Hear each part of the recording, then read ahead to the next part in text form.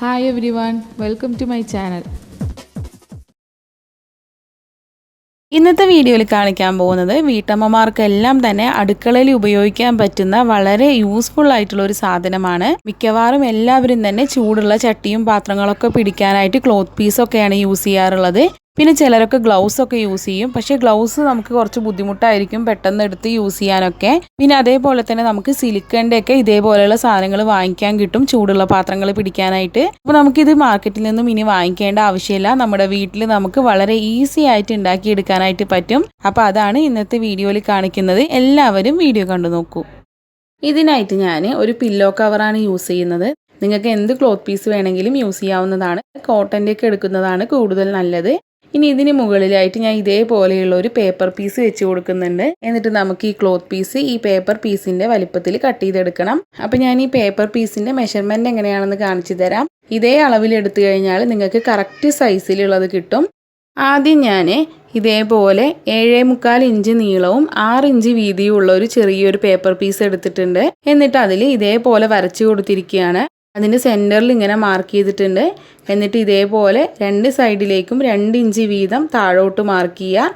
അതേപോലെ അതിൻ്റെ ഏറ്റവും താഴെ ഭാഗത്ത് 1.25 ഇഞ്ച് വീതം രണ്ട് സൈഡിൽ നിന്നും മാർക്ക് ചെയ്തിട്ടുണ്ട്.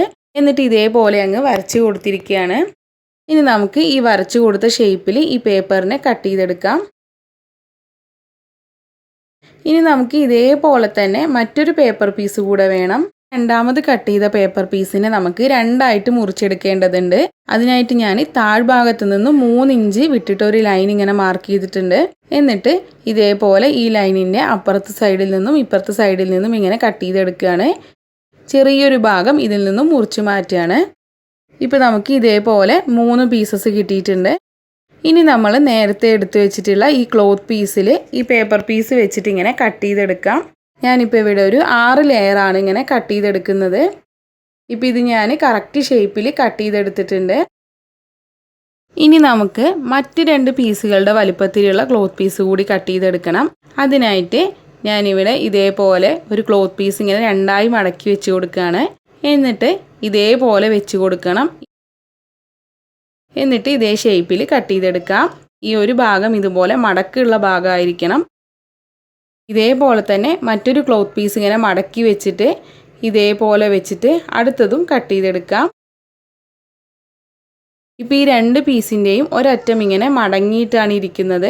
മുകളിലുള്ള പീസിൻ്റെ താഴ്ഭാഗവും താഴെ വെക്കേണ്ട പീസിൻ്റെ മുകൾ ഭാഗവും ഇങ്ങനെ മടങ്ങിയിട്ടാണ് ഇരിക്കുന്നത്. ഇപ്പം ഞാനിവിടെ ഈ 3 സൈസിലുള്ള പീസസും കട്ട് ചെയ്തെടുത്തിട്ടുണ്ട്. ഇതിൽ വലിയ പീസസ് 6 എണ്ണം ഉണ്ട്. ചെറിയ പീസസ് ഇതേപോലെ ഇങ്ങനെ ഓരോന്ന് വീതമാണ് കട്ട് ചെയ്തെടുത്തിരിക്കുന്നത്. ഇനി ആദ്യം ഈ വലിയ പീസസിൽ ഈ 2 എണ്ണം ഇങ്ങനെ നല്ല വശം മുകളിലേക്ക് ആക്കിയിട്ട് ഇങ്ങനെ വെച്ച് കൊടുക്കാം.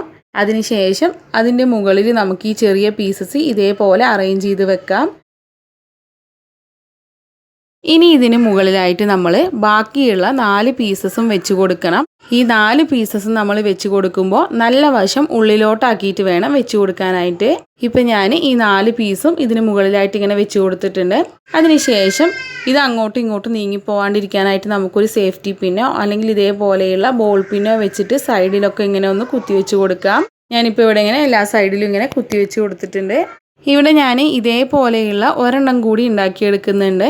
അത് ഇതേ മെറ്റീരിയൽ വെച്ചിട്ട് തന്നെയാണ് ചെയ്യുന്നത്. പക്ഷേ ഇതിൻ്റെ മുകളിൽ വെച്ചിട്ടുള്ള ഈ ചെറിയ പീസസിൻ്റെ കളർ മാത്രം കുറച്ച് വ്യത്യാസം ഉണ്ടെന്നേ ഉള്ളൂ. അപ്പോൾ അടുത്തതും ഇതേപോലെ തന്നെ പിന്നൊക്കെ കുത്തിയിട്ട് സെക്യൂർ ചെയ്ത് വെച്ചിട്ടുണ്ട്. ഇനി നമ്മൾ ഇതിൻ്റെ ഈ 4 സൈഡും സ്റ്റിച്ച് ചെയ്ത് കൊടുക്കണം. അരികിലൂടെ സ്റ്റിച്ച് ചെയ്ത് കൊടുത്താൽ മതി. ഈ താഴ്ഭാഗം നമ്മൾ സ്റ്റിച്ച് ചെയ്യേണ്ട.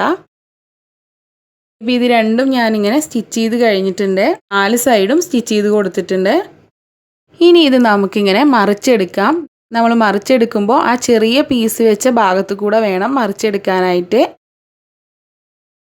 അപ്പോൾ നമ്മുടെ ഈ ചെറിയ 2 പീസും ഇങ്ങനെ മുകളിലായിട്ട് ഇതേപോലെ കിട്ടും. ഈ താഴ്ഭാഗം രണ്ടും ഇങ്ങനെ ഓപ്പൺ ആയിട്ട് ഇരിക്കുന്നുണ്ടാവും. ഈ ഭാഗം കൂടെ നമുക്ക് ക്ലോസ് ചെയ്തെടുക്കണം. അതിന് വേണ്ടിയിട്ട് ഈ താഴ്ഭാഗത്തെ ഈ ചെറിയ പീസ് ഇങ്ങനെ ബാക്ക് സൈഡിലോട്ടാക്കി വെച്ച് കൊടുക്കാം. ഇനി നമുക്ക് ഇതിൻ്റെ രണ്ടിൻ്റെയും താഴ്ഭാഗം ഇങ്ങനെ ഒന്ന് സ്റ്റിച്ച് ചെയ്യാം. ഇത് ഞാൻ സ്റ്റിച്ച് ചെയ്തെടുത്തിട്ടുണ്ട്. ഇനി ആദ്യത്തെ പോലെ തന്നെ ഇതിൻ്റെ ഈ ബാക്ക് സൈഡിലുള്ള ഭാഗം ഇങ്ങനെ മുകളിലോട്ടാക്കി വെച്ച് കൊടുക്കാം. ഇപ്പോൾ ഇത് റെഡി ആയിട്ടുണ്ട്. ഇനി നമുക്കിത് ഇതേപോലെ കയ്യിലിട്ട് കൊടുക്കാവുന്നതാണ്.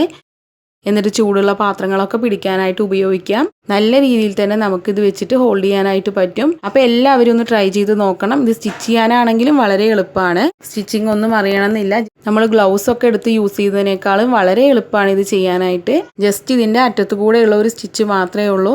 അപ്പോൾ എല്ലാവരും ട്രൈ ചെയ്ത് നോക്കുക. വീഡിയോ ഇഷ്ടപ്പെട്ടിട്ടുണ്ടെങ്കിൽ ലൈക്ക് ചെയ്യാനും ഷെയർ ചെയ്യാനും ചാനൽ സബ്സ്ക്രൈബ് ചെയ്യാനും മറക്കരുത്. അപ്പോൾ അടുത്തൊരു നല്ല വീഡിയോ ആയിട്ട് വരുന്നവരേക്കും ബായ്. താങ്ക്